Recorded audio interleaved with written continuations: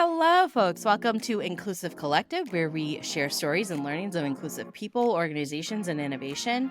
I am your co-host, Nadia Butt. I'm an organizational development and belonging strategist. And as always, every week, I am joined by my esteemed colleague, Rob Hadley, a people and culture strategist specializing in DE&I and people analytics. Rob, do you know why I have a little bit more pep in my step this week? What is going on, Nadia? Did you hear that Jon Stewart is coming back to The Daily Show on Monday nights? I was wondering how you're feeling about it. Oh, I You am excited? ecstatic is like not even the right. It is. So this was announced last week. For those folks that don't know, he'll return as a part-time guest starting on February 12th. Um, this is huge for me. I really love Trevor Noah as well, but just to know that John's coming back this year once a week, I'm really excited about his reflections on the political landscape. That's political and cultural landscape that's Yeah. going down right now. Yeah, I'm kind of sad. I really liked his podcast and his Apple show, which I know that Yes. I'm in the very small minority on that. I think that Yeah. people didn't like it because it's a little bit too serious. And Well, and Apple didn't want him to come back either. They had right, well, disagreements, because he was right? going to talk about things that that were happening in China that Yeah. they weren't so excited about. So yeah, I just didn't know how you felt about it in terms of like everyone's kind of soured on everyone at this point. Like no Yeah. one's no one's escaped it. I know my spouse Juliana is kind of lukewarm on Jon Stewart. He Oh. was very uh lab leak China guy like that during the pandemic, Oh, and that was was like he? that was I problematic for don't her. think I knew that. Oh, Yeah, he was wow. very lab Okay. leak. So that got to her, but I mean it's yeah, I'm very excited to have him doing election coverage for sure. Oh, yeah, for sure.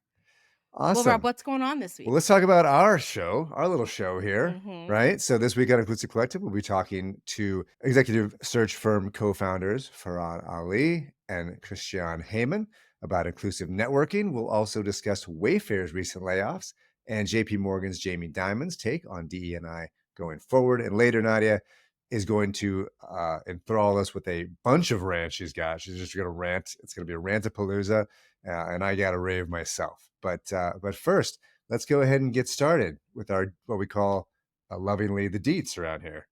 All right, Nadia, our first story, Jamie Dimon, the head, as you know, of JP Morgan Chase, addressed a female quotient forum in Davos at the World Economic Forum. Have you been to Davos, Nadia?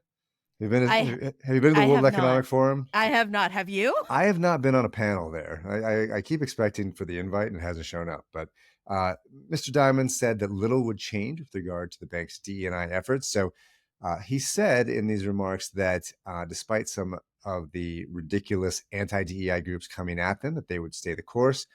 Here's something that I didn't like, Nadia. He said he started by saying that he was a red-blooded, patriotic, unwoke, capitalistic CEO in an effort to, I guess, gain street cred from the Davos crowd. As I heard that, I was like, wait, so woke is apparently not patriotic and not red-blooded, whatever that means, not capitalist. Like I thought it was just silly. Then I thought about the group that he was speaking to, and it really was probably just trying to show his bona fides in terms of Like how cool he unlikely, was? yeah, how cool Yeah. he was not to be in the woke crowd. But I really appreciate that he went on to say that some programs with regard to DE&I work and that some don't. They need to be evaluated based on effectiveness, like any business initiative. He said that your heart can be in the right place, but without execution, you're going to fail. He also talked about disaggregating data, which was music to my ears, saying don't lump it all together, show what's happening at each level and problem solve it based on the data that you have. So this also follows another bit of research that I saw this week from the Littler report. I have no idea what that is, but saying that 91% of Yeah. C-suite executives said that the Supreme Court's decision on affirmative action has not caused any change in their DEI efforts or initiatives. Nadia, Jamie Okay, Dimon, you that's a on board? lot there. Yeah. No, well, yes and no. So I'll just my reaction is I'll just say that role modeling is a big piece of leadership. Like, isn't it funny that how like a white male with tremendous amounts of corporate power can say, can go to Davos and say this and make headline news. Meanwhile, like women CEOs or BIPOC CEOs have been saying this for years and like silence, right? Like nothing.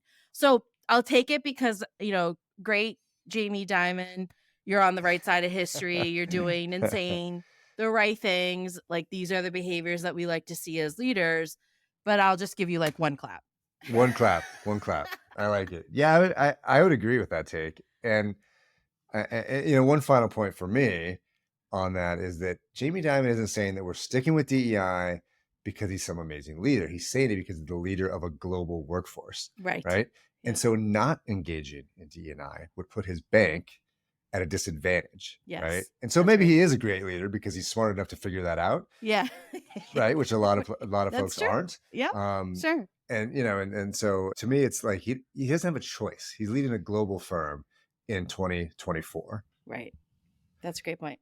What do you got for me, Nadia? Well, in other news, last week, Wayfair, the online furniture retailer, slashed 13% of its global workforce weeks after Niraj Shah, the CEO, warned employees that, quote, laziness isn't rewarded, end quote. So, according to this Forbes article, Wayshare shares dropped 23% in the past month, then jumped 13.9% following the early morning layoffs announcement. And Hmm. then also back in late December, Shah sent a year-end message to employees where he wrote, quote, working long hours, being responsive, blended work and life is not anything to shy away from. There is not a lot of history of laziness being reported with success. Hmm. End quote. Rob, your reactions, if any. So it's interesting you brought up Jon Stewart and Trevor Noah. I was listening to Mark Cuban, our Yes. friend Mark Cuban, friend of the Yeah. podcast, Friend of the on the pod. Trevor Noah podcast, Yep. and he said that the difference between a normal, very successful person and a billionaire is just luck, right? Mhm. And I think that this episode really proves his point, right? In the memo that you're referring to from the CEO of Wayfair, there's so many non sequiturs in the memo. He equates remote work with laziness. He said there's not a history of laziness equating to success. Yes, there is, Nadia. It's called wealthy people, right? Like Yeah. it's like kids that It inherit really money, is. Right. right? Like, uh, Generational wealth. yeah, that's a long history, right? Yeah. He said that the company said they fundamentally believe that the best work is done in person. They did not cite any evidence. He said the company went overboard in hiring during COVID. Whoops, whose fault is that? Right, as the Right. person who leads the company. Yeah. They dismissed people that were on medical leave, not even telling them that in some cases that letting them find out through the media that Right. that there were big layoffs. Their And so, layoffs. Yeah. um, yeah. So I mean, it's and then like you said, I think the one unfortunate thing is the stock price went up after Mhm. this round of layoffs, and so that's indicative as well. What were your thoughts? Similar, and actually, it reminds me of I think it was maybe about a year and a half ago, where Google did all of those tremendous layoffs, and folks were finding out, through media Mm, or social media and getting texts or emails at like 2 a.m. That they no longer were going to be able to log back on to their work emails. And so it's not the same, but it sounds very like grossly similar. Yeah, well, Wayfair, we'll see what happens. I don't purchase furniture from them, but I know many people who do. And so we'll see what happens here. All right, yeah. folks. Yeah. Do you purchase from I was Wayfair? trying to Do you have think, furniture? and I think that they own you purchase furniture from Article. No. They're like a modern furniture, so I think I bought some stuff from there. Not anymore though. My I'm furniture's out. from inherited from my parents. So here we are. Well, folks, that's it for the deets. We'll be right back with our guests, Farad Ali and Christiaan Heijmen.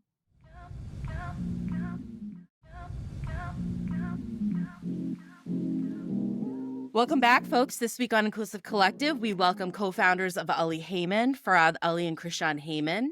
Farad, a longtime business person and civic leader dedicated to building community, economic development, and unity.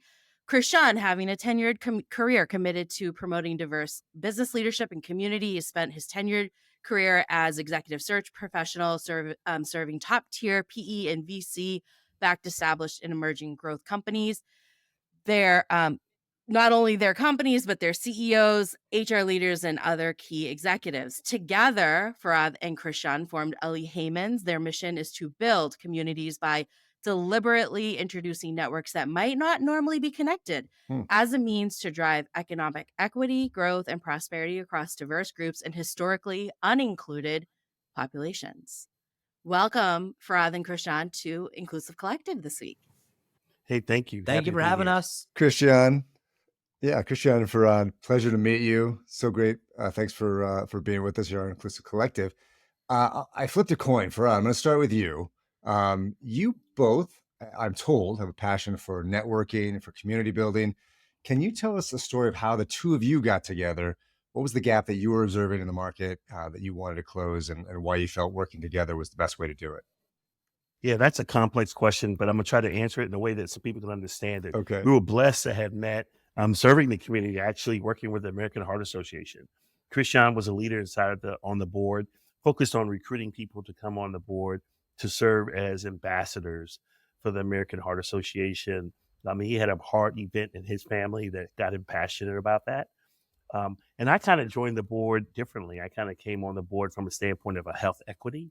I had a previous thought that cancer was the biggest killer of people, particularly people of color. Hmm. I later learned that it was heart disease. And then I also learned that African American women were dying faster than any group because of heart disease. And that really, as a community person, it really focused on making sure that we had economic equity. I recognized where there was no health, there was no wealth. Mm. And so we can't build our community's health profile. We can't build their economic profile. And so I got active in that space. And at that time, we got a chance to become fast friends. And from that point on, here we are today. That's great. I love that story. I love how a common mission or value brought you folks together.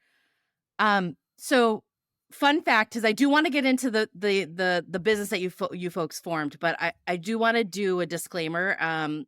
I had the good fortune of going to undergrad with Christiaan. So our friendship has been over 20 years now, maybe 20 plus years. Oh, like 25, So yeah, 25 plus. maybe Yes, 25. We're old. getting there. Anyways, I know Christiaan, I know you as, a connector, even, your days on campus, you were always introducing, connecting people from, a spiritual meeting to a rugby practice to an a cappella concert that I went to many a times. So I can attest that you're a people person, and it's really cool to see you doing the work that you're doing. So I'm not surprised that the majority of your career has been focused on matching successful executives to VC firms in various industries.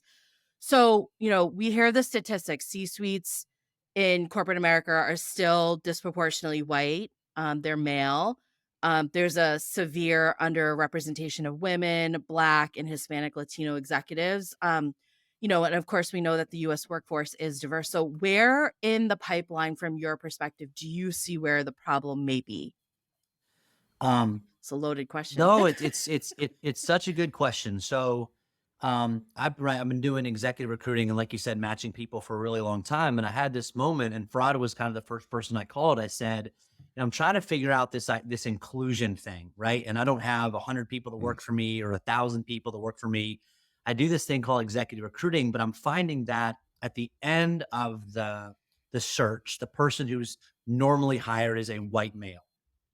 So how do I get more people into the pipeline so that at the end, there's just more of an opportunity for a non-white male to be hired? And the idea was we just have to be, again, very, very intentional about how do we introduce more people into the pipeline. So as the pipeline goes along, there's, a few more people of color or people that are or female or whatever it may be, so that our clients can actually have a truly diverse pool of candidates to choose from. And the way I explain it is like I'm like a fisherman. I like put my net down on one side of the boat and I pull up a catch, and that's my catch. And for years and years and years, people have been very I've caught a lot of really good fish, right? Wow, you got a great network. But my problem is that network has been predominantly white for the last 15 years. So how do I come to Farad and say, Farad, can you put your net down on this side? And now we have two nets. We're being, as opposed to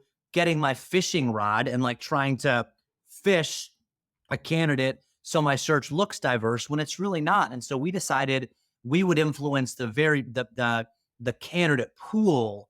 And then what would happen is more candidates would get introduced and meet our clients. And then over time, it would be a numbers game. The more people we introduce, the more opportunities they have, the more people that get hired. Yeah, and how do you do that, right? So how do you grow that pool, right? So I know that a lot of companies, not just in the VC industry, pretty much everywhere, are struggling with that. So, so what do you have to do to actually make that pool a little bit bigger?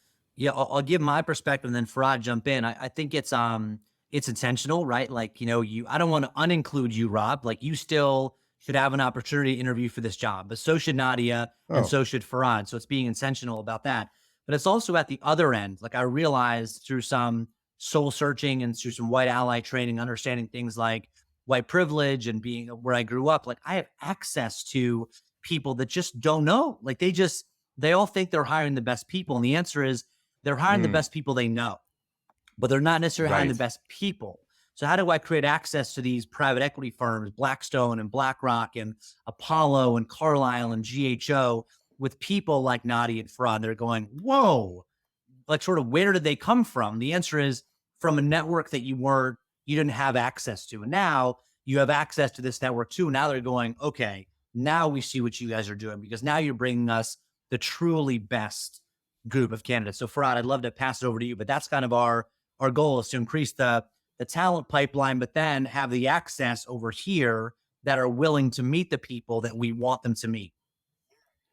Yeah, and just kind of keeping it real. It's like people do business with people they know. Mm, And let's not, when you go to the grocery store, people to Yep. the social facilities, the people do business with people they know.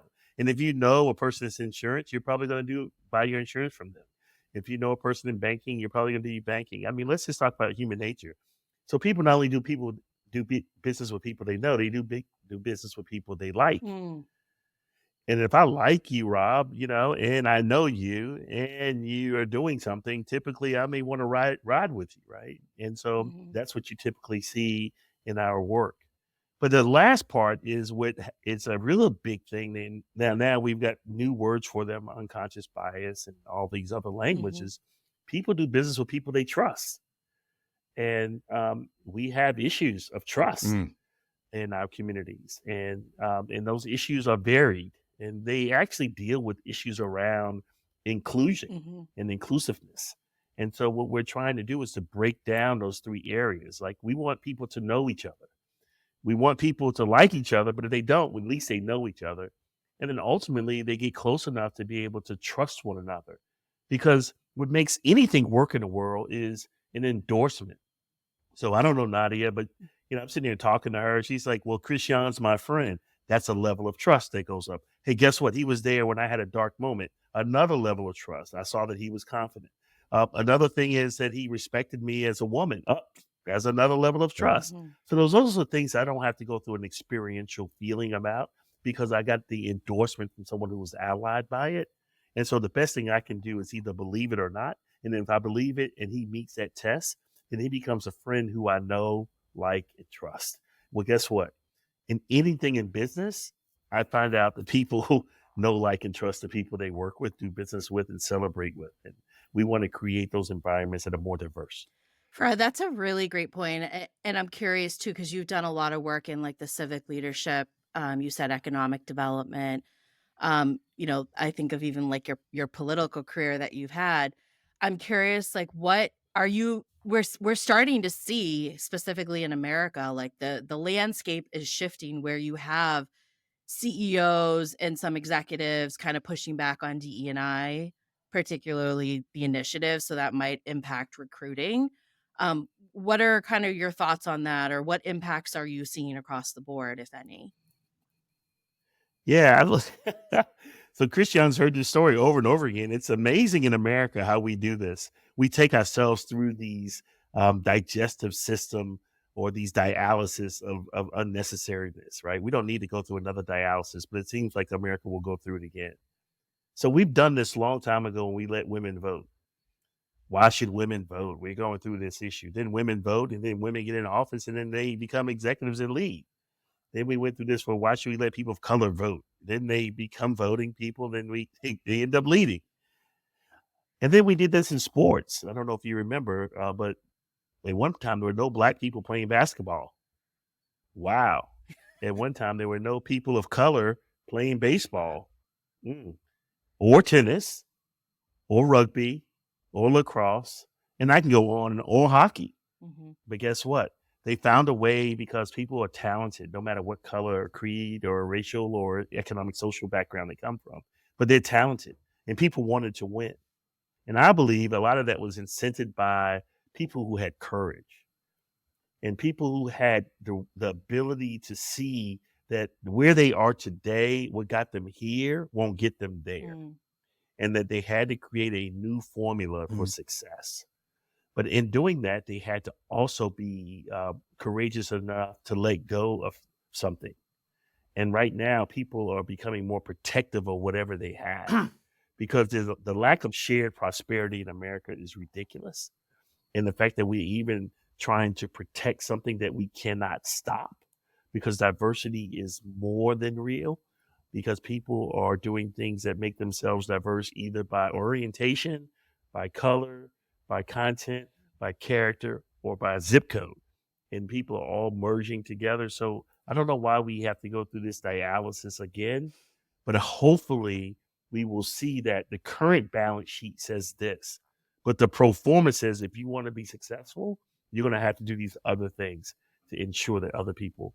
And I think that's where we have the opportunity to embrace it. And we're going to need people who are different persuasions, colors, creed, orientation to embrace um, knowing, liking, and trusting different people.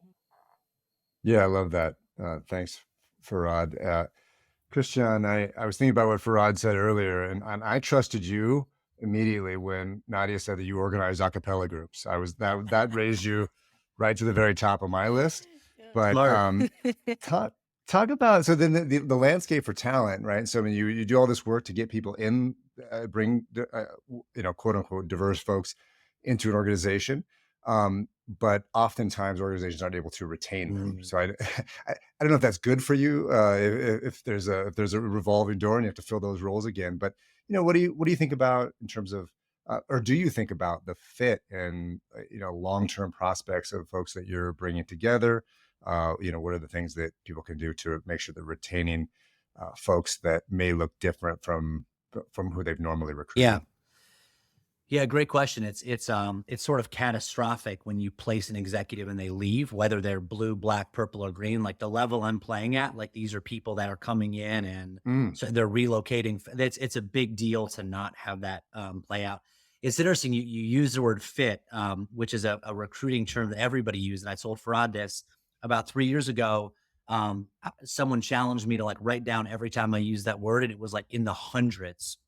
And so now fantastic. Mhm. I use the word ad because I think it's this weird thing you say kind of as a colloquialism, but what you're like unintentionally doing is thinking, well, if you leave, Rob, and I'm trying to find someone that's a fit, I'm going to fit somebody into your role. If you want someone to add to Hmm. your organization, you're going to find somebody that looks a little bit different. And so I think for us, we would love to get to a place where we would kind of have this street cred to be like, we're not even going to recruit for you until you tell us how you're going to accept and acquire this person, set them up with a person to make sure they're successful. Right now, we're Mhm. doing it more qualitatively, like we're working with CEOs and boards that we know care about this stuff. And I'll dovetail back into the fraud question. Like, I think what's happening at a national level is just heartbreaking. Like all these programs we're doing so well are being yanked up because a bunch of white people are just scared of what's going to happen. But for us, our friends are doubling down. They're saying, we don't like, we're going to keep on caring about this and we're going to care more even than we did before. And so I think we would love to get to a place where the companies that we worked with and we would just turn down searches. Like you had just have a bad track record of hiring diverse talent. And so until you fix that, we're just not going to work with you. And that would be a cool Mhm. thing to be able to get there. Right now, we know people care about it. And so we feel good about placing people there. But I could see that coming up in the next year or two. We just say, we're just not going to recruit for you because, we're not going to put a token Black person on your board or in your ELT and just have them not feel welcomed and successful. Mm. That makes me feel really optimistic about the about the future, to be honest with you. So I appreciate you mentioning that. So what is the future of Ellie Heyman? So if you were to, what are you folks working on right now? What's kind of the future hold for you all? I mean, the future's exciting. We've been having some gatherings here every Friday morning, and the connectivity we're seeing among people that normally wouldn't have crossed paths is, I mean, I would say like truly exceptional. I don't use that term lightly. Like just in the last 7 months, just with our little, like Nadia, I consider you like inner circle, right? Like you're my inner circle. We haven't even gone like out like this, and the connectivity we're Mhm. seeing among the mayor and the governor and this person and that person, like we're really bringing together people. And so I think the future for us is to continue to do that and then give people this bug of like, when you work alongside people that look different than you, like you're just enriched, like it's just an enriching thing for you and our community and all the prosperity that comes. So our goal is to make the triangle a destination for people of all backgrounds and all races and creeds. And they come and feel welcome. There's a place for them. There's a place to eat, hang out, chill out. That's our long-term kind of goal for what we're trying to do. Farad, what would you say? Yeah, yeah. I think about my dad. We talked around it's important to understanding that this is not about the black race, the white race, the Asian race, the Hispanic race. It's about the human race. And if we can really build out people to understand it's the human race that we need to be helping to incentivize, encourage, build, and that this is not a game when there's a win-loss, but it's a win-win. And if we can be agents or catalysts for that, hey, to God be the glory. I mean, hopefully we can be told good, well done, good and faithful servants. That's our goal. I love that. Thank you. Well, we'll end on that note. And I do hope that you folks will consider coming back to share kind of the great work that you're doing in the future. But thank you so much for joining us on Inclusive Collective this week, for Hadley and Christiaan Heijmen. Thanks for putting a spotlight at this, Nods. And Rob, thank you. Hey, thank you so much for having us. Stay with us, folks. We'll be right back for our converflections and raves and rants.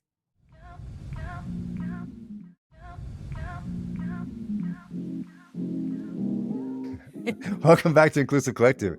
Just finished our conversation with Farad Ali and Christiaan Heijmen. Nadia, had your friends on? I know.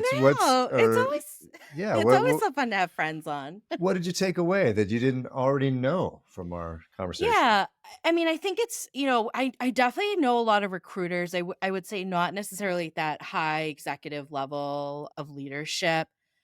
So it's interesting to get Christiaan's take and perspective. And then I think just in general, Farad has this background, civic community development. We didn't mention this on the podcast, but he does work in ESG as well as DE&I at Point B. And so is very in tune with kind of organizational DE&I practices. Yeah, so just I feel like really good work that they're doing there. But remind me, is there someone else that does this type of work that we've spoke to? We recently spoke to Kyle Samuels of Creative Talent Endeavors as well. That's right. And I know, and so I think they operate in different spaces, but there's definitely similarities in terms of just having a very broad network, being focused on bringing folks that are underrepresented in different industries into some of these executive leadership roles. Yeah. But yeah, I mean, I really enjoyed the conversation. Really enjoyed the fact, or just the story that they told, how they came together, and then that Christiaan realized that he didn't necessarily have the ability to, as he say, cast a net or a wide enough net, and needed to expand his own network, and that's where the partnership really came together to make sense. And so really cool that they're working together, and it seems like they're going to be doing some great stuff in the future. Yeah, and when you ask that question of like, how do you do it? I love the response from Christiaan in particular around his self-reflection on the white privilege that he has, and kind of just that awareness building, and really kind of learning and kind of maybe, dismantling some assumptions or stereotypes that he had previously. So yeah, really appreciate Christiaan and Farad for joining us this week. So thanks for that. It is time for rants and raves, Rob. It's time for Mostly Rants with Nadia.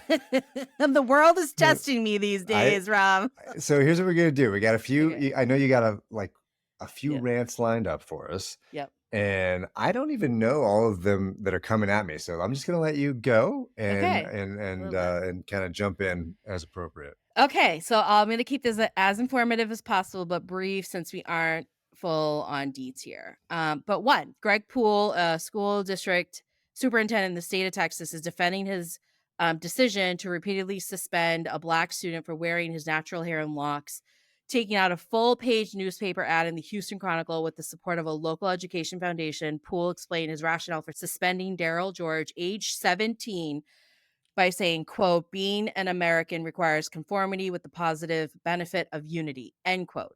Number two, the South Florida Muslim Federation is upset after a hotel canceled the group's conference days before the scheduled event. People were scared that the event would spread anti-Semitism.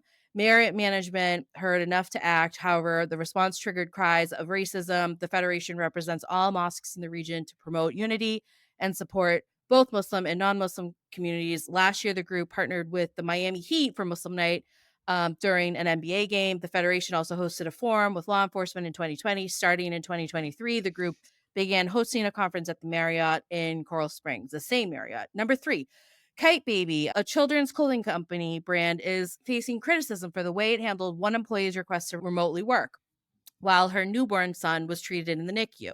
The founder and CEO, Yulu, I may enunciate that wrong, I apologize, went to TikTok to issue an apology to the employee, which received more than 2 million views, drew criticisms from some TikTok users who characterized it as inauthentic and not going far enough to support the employee. Shortly after posting the first video, she went back and posted a second video on TikTok in which she acknowledged the first apology was scripted and wasn't sincere, quote unquote. She explained in the second video that she was the leader who vetoed the employee's request to work remotely while her son was in the NICU, saying, I own 100% of that. She did some other things. Insert my eye roll. Go check out the story. Finally, the last rant I have, Oscar nominations are out. The socials are in hysteria that neither Greta Gerwig nor Margot Robbie were nominated. Some called it a snub, while Ryan Gosling, who played Ken, was nominated. From what I gather, those folks are upset that these two white women didn't get nominated, especially when the plot and premise of Barbie is that of feminism and such. What was telling for me were two things. One, nobody really gave any credit or gave a shit that the very talented America Ferrera, an American Latina who literally gave the famous monologue in the movie Barbie, is very deserving of this nomination. And we should recognize that. And yet we also forgot about her. So the other thing, number two, is that I will quote journalist Sana Saeed on this quote, imperial feminism is an entire discourse angry about two white women not getting enough nominations for a doll commercial while staying silent on U.S. funding and supporting a genocide, killing two Palestinian mothers every hour, starving girls, and causing a 300% increase in miscarriages, end quote. But it's all about perspective, right, Rob? Nadia, that was truly a rant. That was the definition of a rant. I I also want to push back on the people being upset around the Barbie nominations as well, because a lot of the men that I know that went to see the movie, they said that Ken really was the best part and really held the movie together. What? I'm kidding. That's a joke. I do feel like I do feel like there's a case to be made for the director, because within a non-gender specific category, 4 of the 5 directors nominated were men. Yep. Sure, Sure. cool. Like that's an argument there. Yeah. But for Margot Robbie, who is less so, because it's a best actress category, right? Like there are 5 other actresses nominated. Yes. So tell me which of those are non-deserving, right? So Yeah. you want to throw them out because Barbie is really important to them. So, and I'm also a little bit stuck on the first story. Like you went through the whole thing, Yeah. and I was thinking about that first story Yeah. about how like a person in Texas actually said that America requires Being conformity. an American requires conformity with the Conformity? positive benefit Like of you're in unity. Texas. Like the whole thing is about Is like conformity. is not conform. Is like Yeah, we yeah, hate yeah. everything, right? We don't want to do anything, right? Like it doesn't make any That's true. sense. They push back on everything. They push You're back right. on Yeah. everything. Like Yeah, yeah, that person is the least Texan of any person that I've ever met. Yeah. And I did not have a rave, but I was thinking of you as I was working out this morning. I was going to the F45. You're familiar, right? F45. Did a little workout this morning, and we Okay. talked about the Muslim runner being taken out of the Lululemon ads.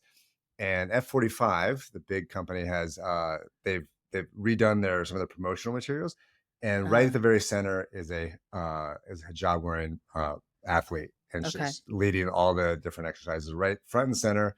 And so, and you know who Very owns cool. F45, right? Who? It's Marky Mark, you know? Is So it like, Marky yeah, Mark? it's That Marky is Mark, right? hilarious. Right? So Oh good my on you, Marky Mark. God. Good on you, Marky. Thank you, Mark. I thought you'd like that. I love that. Well, you know what? Thanks for that. That was a good rave to wrap up this episode. Well, folks, that's it for Inclusive Collective. Just a reminder that if you're looking for DE&I and workplace culture, strategy consulting, problem solving, or training, you can reach out to me at nadia@nadsconsultants.com and Rob at TacanoConsulting.com. Inclusive Collective is a production of Rifelion Media and edited by Ari Mathay. We'd love to hear from you folks, so please go ahead and send us your feedback at inclusivecollective@rifelion.com. You can also find us on LinkedIn, YouTube, Instagram, Facebook, and TikTok. Be sure to follow us on LinkedIn. If you like what you heard, please also be sure to subscribe and rate us 5 stars. And thanks again to our guests, Farad and Christiaan Heijmen. We'll be back next week. Thanks, folks. Be well. Thanks, Nadia. Wanna hear you go.